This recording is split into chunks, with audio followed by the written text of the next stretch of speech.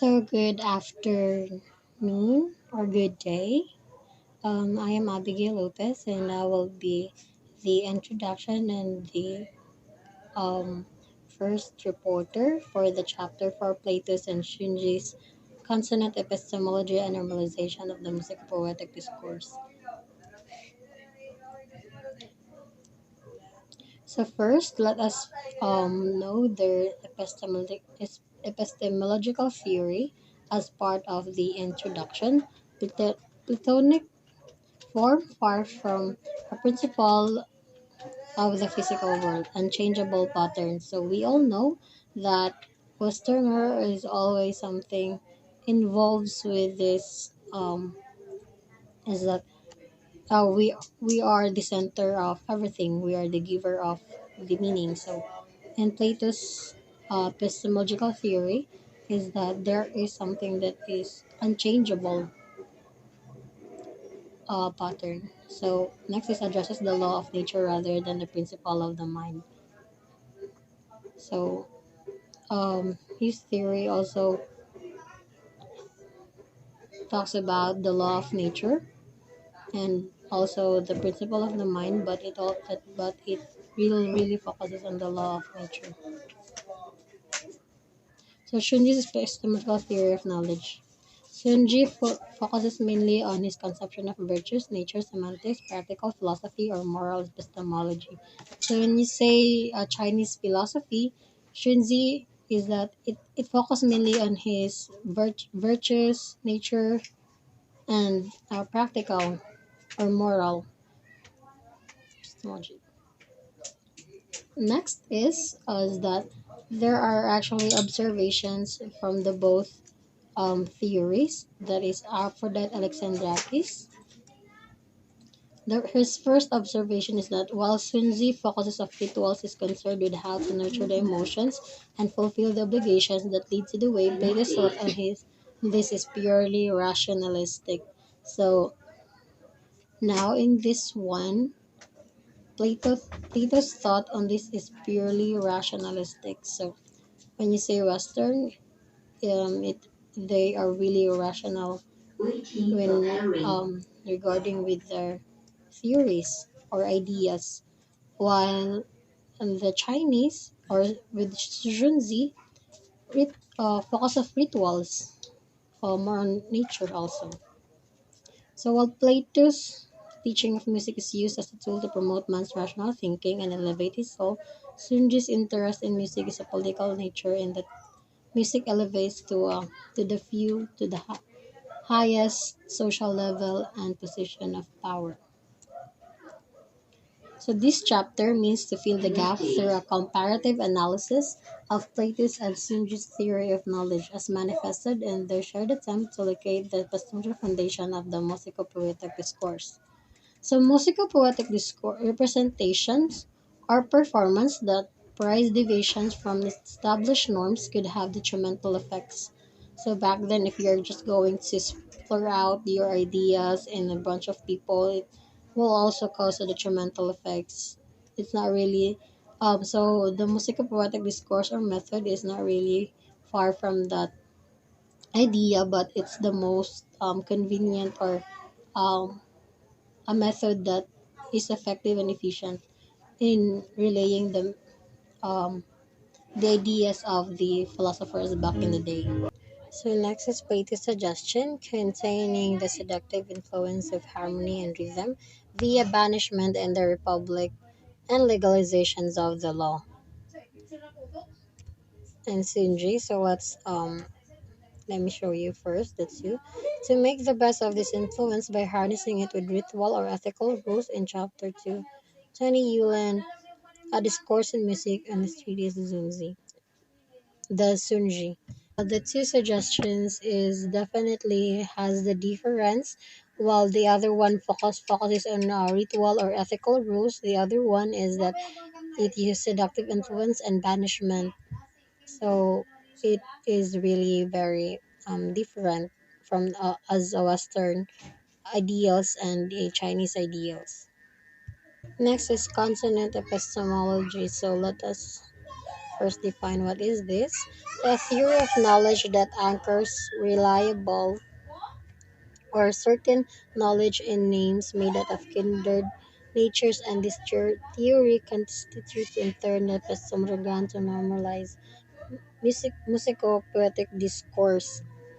So this theory, the it anchors on the certain knowledge in names made out of kindred nature. So later on, we're going to understand this with latest examples and about how from is that it is innate with us.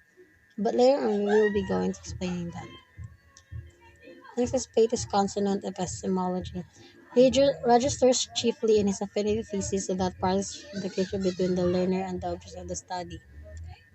Conceives reliable knowledge in terms of a kind and responsive affinity that emphasizes the congruence between one's natural or inborn faculties and the external stimuli. So I don't need to explain the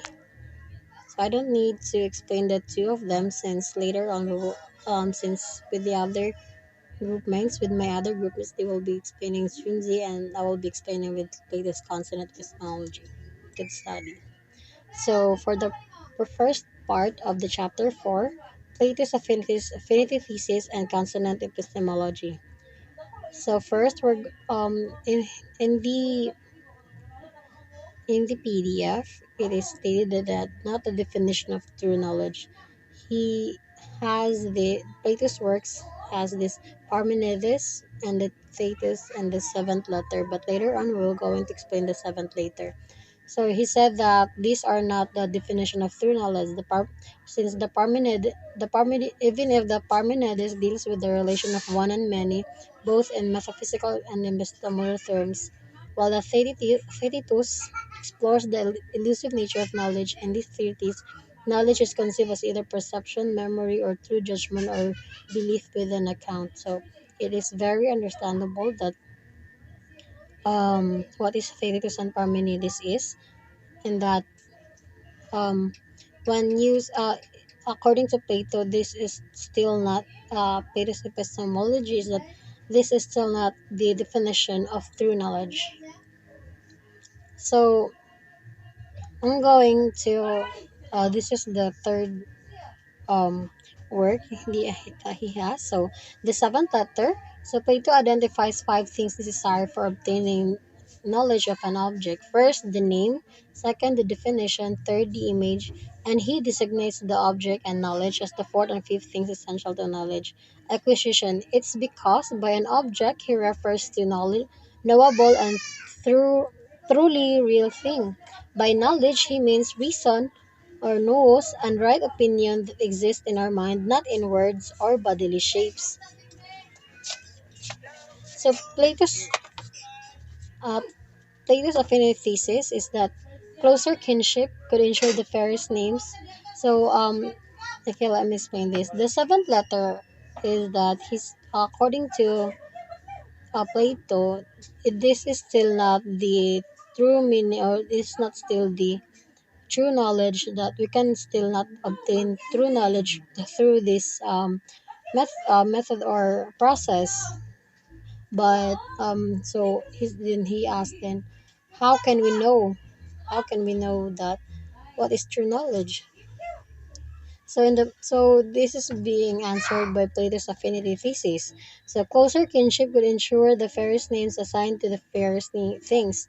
So actually, this first part is according to Socrates that closer kinship could ensure the fairest name. So how is if name is not a reliable source or reliable through knowledge, then how can we know that the name of this thing is like unsaon na to pagkabalo kung ang name sa circle is circle or ang name sa line, or how can we know nga ang circle is like that, it looks like that, or the shape of it is like that. How can we know that it is a circle?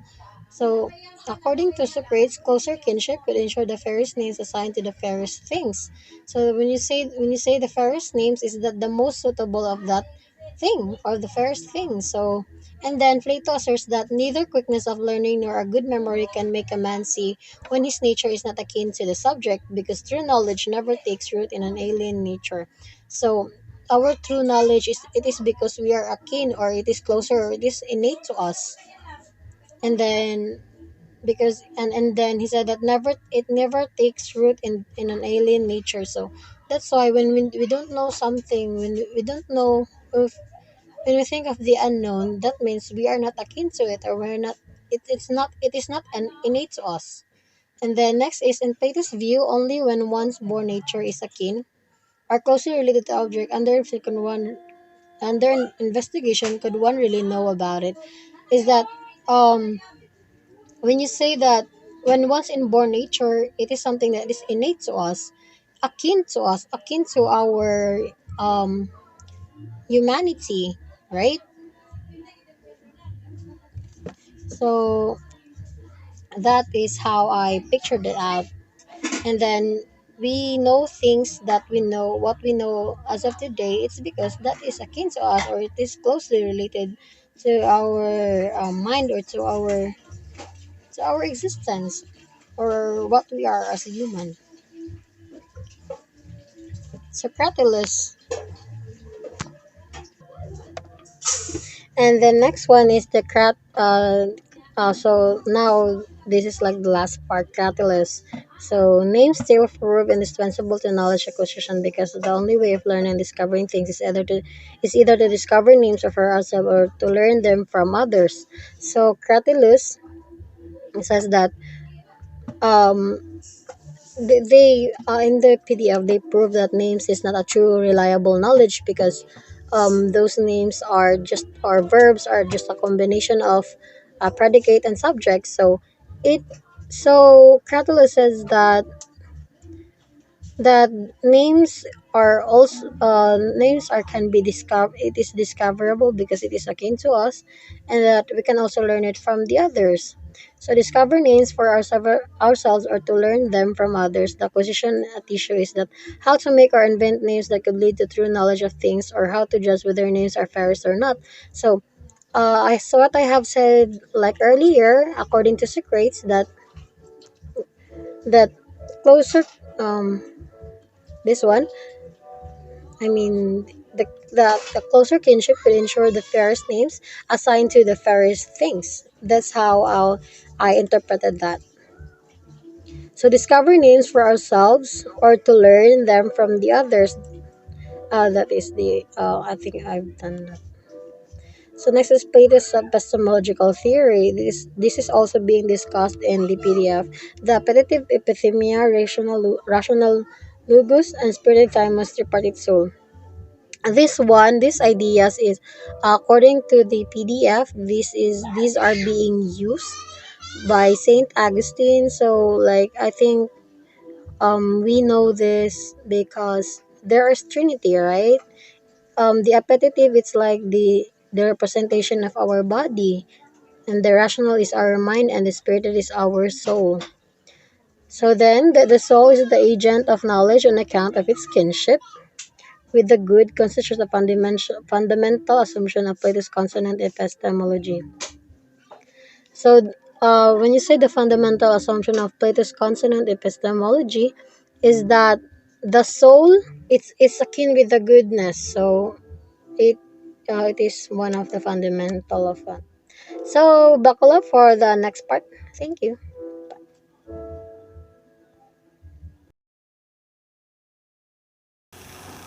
Slippage between reality and verbal image. Plato's critic of mimetic poetry. Affinity thesis stresses the close correspondence between name and things, or consonant epistemology that emphasizes the affinity between the learning agent and the object of the study. Mimesis, Sparrow's concept, is its possible discrepancies between the original and mimetic form. It's the knowledge we obtain here is its typical instant of violation of the affinity thesis. Also, its consonant epistemology that it sustained. Aristotle never tries to define this concept in specific terms. However, Plato attempts to conceive it in terms of production. Imitation is surely a kind of production, though it would only a production of image, as we say, not of original or every sort. It's the representation or reproduction of originals in fictional image. So, what is involved in mimetic representation is relation on the original and images. So, imitation is the literal imitation that we all know. It is like something that derived from the original. Plato's affinity thesis insists kinship between the original and the mimetic image. Kinship is become the criterion in his critique of musico-poetic representation. The rightness of the representation resides in the reproduction of the proportion and quality of the original. But mimetic production of image is a key device used in artistic representation, tends to deviate from even distort the original. It is this violation of affinity thesis that lies at the root of Socrates' harsh critique of the poetry in Book 10 of the Republic, which the producer of the product tree removes from the nature. Producer produce just phantoms, not realities. Phantoms like mimetic image that breach the affinity thesis. The idea of mimesis is an art that disrupts the affinity thesis. Find an eloquent articulation in the Timaeus. Timaeus, it is an important that the beginning of everything should be according to nature.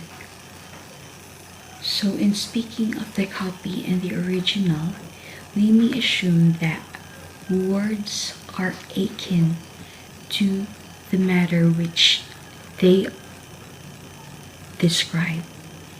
Akin relates lasting and permanent and intelligible. The copy or likeness and not the internal things themselves. They need only be likely and analogous to the former words. Intelligible, it is a form or universal nature that should be constant and unchangeable. Also, the words is the one that express only copy or likeness. It also need only like analogous or likely. Since the nature of such words is similar to that of changing copies. Timaeus' affinity thesis clearly underlies his conception of image, which prototyping instant of mimesis and primary means of musico-poetic representations. As Timaeus observes, an image exists ever as a fleeting shadow of some other, because the reality after which is modeled does not belong to it. Socrates' epistemology of an affinity thesis lost shades on new light on Socrates. Vanished of poetry in the Republic, objection to poetry that relies heavily on mimetic image for expression, declares their public are imitators of image. By imitators, not only to the poets but also their assistant, rhapsodists, actors, chorus dancers, and conductors. In particular, imitation is a form of play because the imitators say things only through words. He, if he had genuine knowledge of the things he imitates, he would far rather devote himself to the real thing than the imitation of them. Mimetic art is far removed from the truth and touches or lays hold every small part of the object. It's something like underlies that don't have reality because it only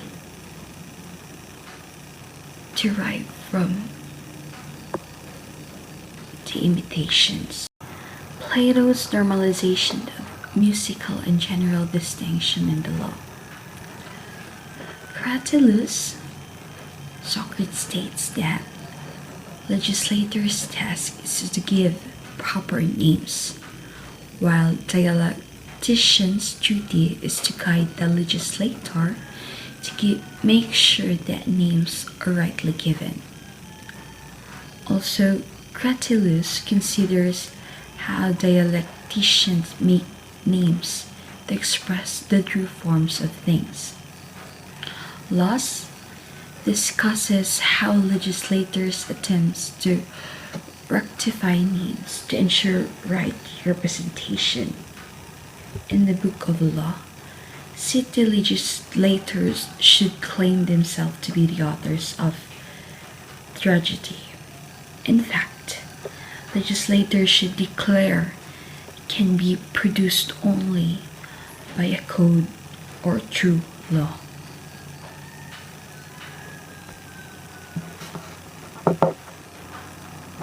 Legislators should emphasize the Athenians' affirmation that the legislators have a rival traditions. It is the key purpose to call legislators traditions is to bear out the discursive affectional nature of both lawmaking and playmaking.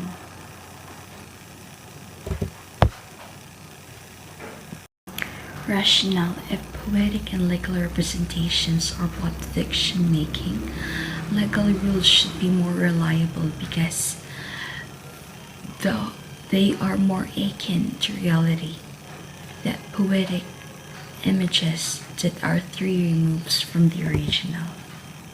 Athenian stranger to keep peaceful socio-political order, the legislators should have all manners of melodies.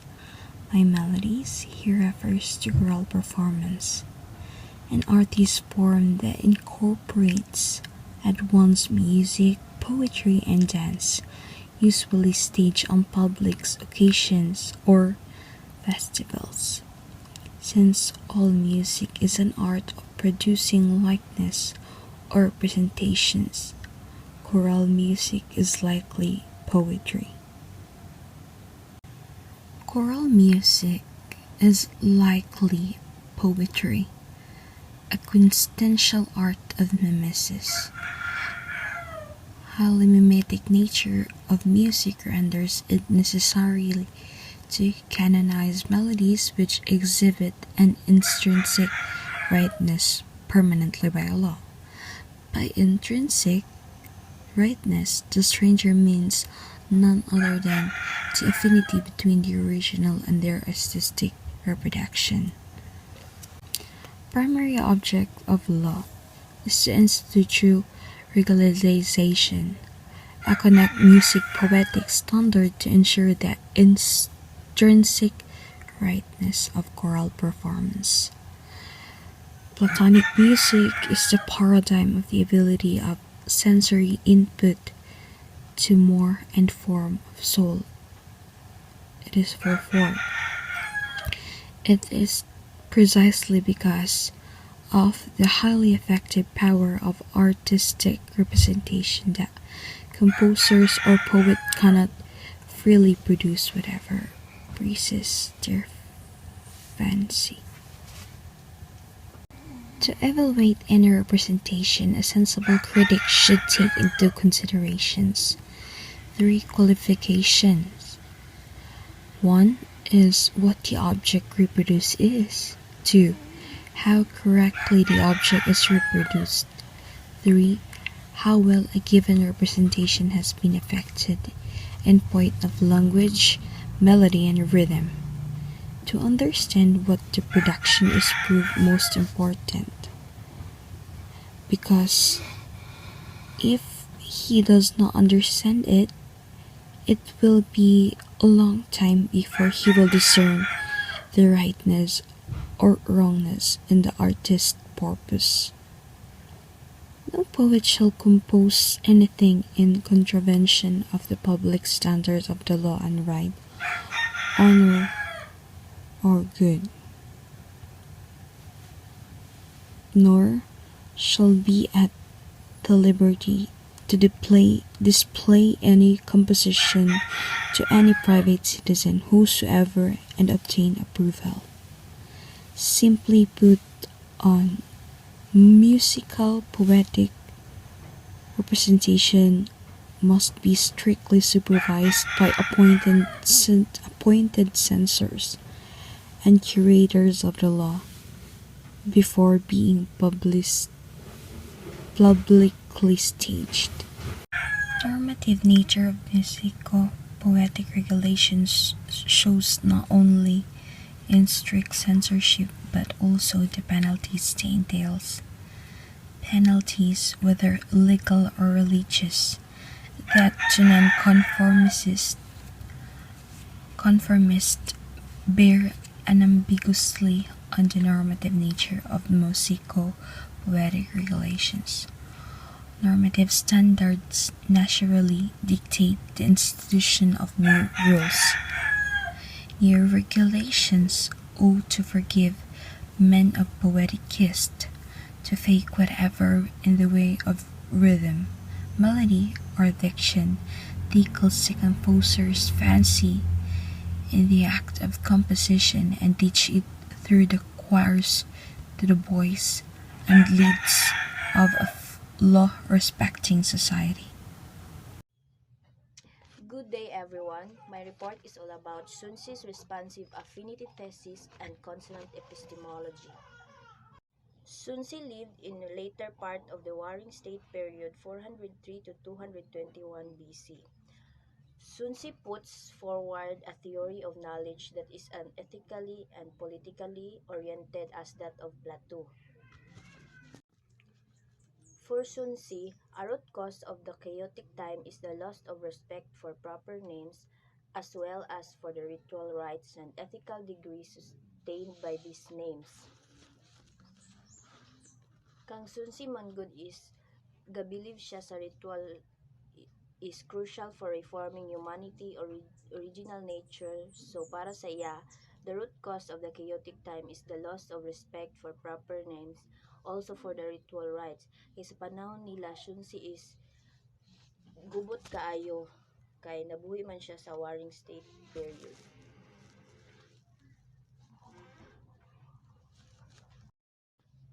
For Xunzi, it is both disregarding of common names and invention of novel names that gives rise to the rhetorical speeches notorious for the distorting of the close correspondence between names and things.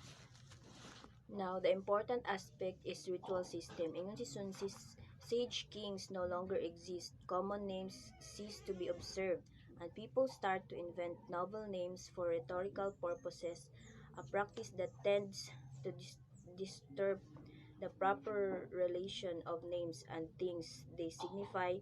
The disruption leads to, in turn, indefinite standards of right and wrong. Once names cannot signify things and boundary between right and wrong grows uncertain. In Sun Tzu's view, it is a great evil to bewilder people and subject them to constant disputation by upsetting established names with glib rhetoric, and this kind of crime differs not from making fake sales or money. Improper names constitute a primary source of moral and social confusion. It is imperative to correct names that cease to signify. When a gentleman names a thing, this thing must be capable of being spoken of. Things that could be spoken of must be capable of being put into practice. If names are not properly given, speeches would not make sense. If speeches do not make sense, no work could be done. The ritual and musical system would not prosper.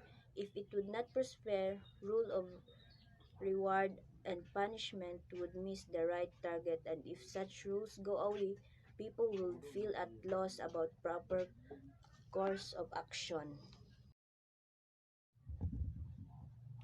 In his view, the key of name making is to ascertain and grasp the core of the signified. Name making is also to grasp the substantial being of the things to be named. The origin of names becomes naturally a topical issue in a Zhengming or agenda. Corporal things are prone to change, but their core substance or being remains constant. A name is not proper or improper by nature, and name come into being by convention. Name established by convention are proper names. Unconventional names are deemed as improper. A name does not signify a thing by nature, and it signifies that particular thing by convention. Name established by convention are called substantial names. But some names are good by nature. Simple names that do not go against the nature of things are considered good names. What is born is innate nature. Xunzi remarks on the disposition of innate nature to love, hate, delight, anger, and complain gives rise to a variety of emotional feelings. Names are invented to signify the essential difference between things. For Xunzi, the natural faculties of things of the some kind and disposition would make similar response to the same stimulus, and these similar responses should go under the same category and be used an analogy of such of each other.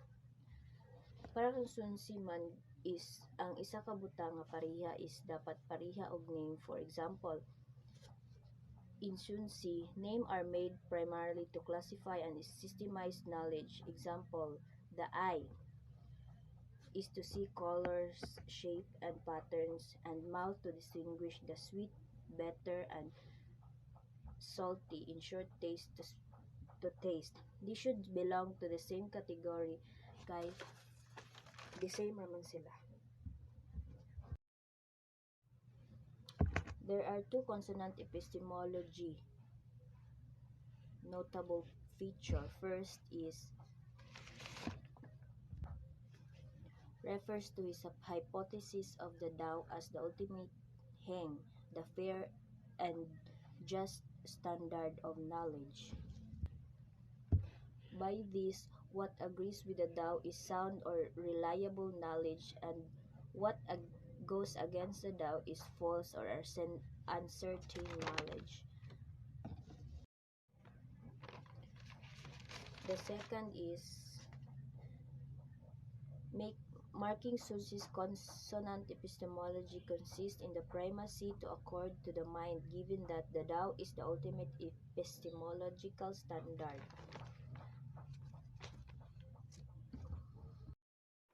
The mind should be ignorant with the Tao. Not knowing the Tao, the mind would not approve what accords with the Tao, but approve what is against the Tao.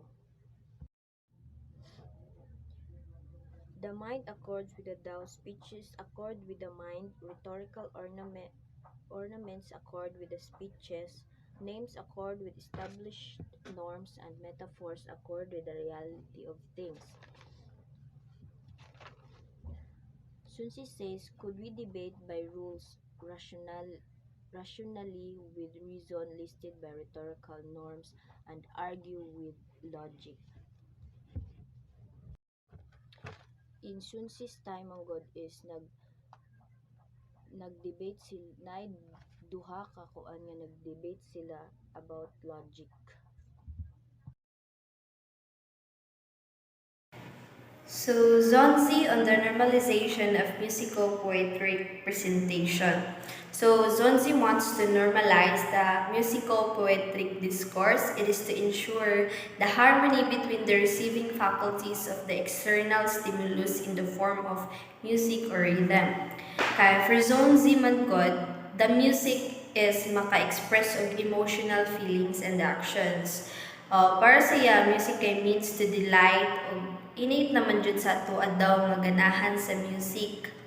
O maka-express pud jud daw siya og way of humanity, including the sounds and the motion of the music o mao jud pud ni nga maka-manifest sa principle of innate nature. So, for Xunzi, ang music daw could help to purify bitaw sa mga tao na become. So, for Xunzi, ang music daw could help to purify bitaw sa mga tao na become peaceful and remain within proper boundaries kung makadungog og harmonies. If makadungog og solemn music, the melody, respect, and refrain to go beyond a boundary of limit. Mao na siya. So, both the harmonies and solemn music could only be guaranteed with proper li or ritual rites for etiquettes. So both Li and Yu or ritual music are dictated by the universal law of nature and institute to incline the mind towards virtuous feelings or action. Sigingon pa niya nga ang Yu means the music signifies the invariable principle of harmony, ug ang Li, which is the means to say ritual, embodies the constant law of the universal principle. So, ginasik sa music is to harmonize and separateness, and his primary concern is kanang i-manifest ang tinuod o i-reject ang dili tinuod, which is manifest the real and rejected the false. So, necessity to normalize musical-poetic via ritual rites. A great threat of ritual music comes from what Xunzi calls shigin or wicked notes or evil notes and dissolute or depraved notes. As he observes na ga-start jud ang wicked notes if ang ritual music is kanang murag disrespect bitaw ginabaliwala sa mga tao, diha din mo arise ang kanang wicked notes or diha din murag mo siya ang root of chaotic bitaw sa mga tao. So ang formal mao ang former king nagpa-mandate gid siya og kanang nagpa-mandate siya legislate musical rules para malikayan si wicked notes. So ritual music proves vital to the moral preservation and even survival of the state. So in fact, Xunzi not only referred to ritual and pure music but also to rhythmic poetry. So ancient China also sees an organic unity of the various branches of art, especially that of music and poetry. So dili si Xunzi wala lang siya nag-focus sa music. Appeal po siya sa poetry. Mura gina-combine niya maong ginatawag siya musical poetry. So poems expresses one's aspiration, song chant the rhythmic note of poetry, and dance are meant to move people. Kaning tulo ka artistic form is original gikan man jud ni sa ato ay originally murag gikan siya sa ato ang panghuna-huna og heart and are played out on musical instrument. So, kaning tulo ka poetry form, which is the poetry, song, and dance, is ginatawag nga rhythmical song. So, kani ang gina-combine nga poems ug song to affect and transform people. The song hymns is for liberal and tongual just and upright character. So ang daya or ang greater elegance is for broad mind, generous heart, but remaining undisturbed, clear-sighted and trustworthy. So sa Xiaoya or lesser elegance, caring, reverential, simple nature, esteem ritual rites, og ang Gofeng is or heirs of different state, upright and illustrious, but tangle, unyielding, and assuming. So, kaning tulo ka forms of poetry, kaning fing, ya, song, or kaning hymns, lesser elegance, of air of different states, kay gina-compose para ikatahon or i-chant. So, each aning tulo ka per form of poetry mo na ay different odes to sing in accordance also sa personalities, bespeak at once the musicality and effective power of poetry. Xunzi undertake to evaluate musico-poetic representation, symbolizing great equality and great harmony. So as he observed that music is indeed indispensable to expressing one's feeling, and thus Xunzi differentiates between right notes and wicked notes, or between elegant notes and dissolute or depraved notes. So when one is moved by wicked notes, adverse forces would arise and dissolute in response, chaos would ensue. So if kanang ang inyuhang music, ritual music is ma-move siya wicked notes, chaotic will ensue. If one is moved by right notes, then adverse forces would arise in response.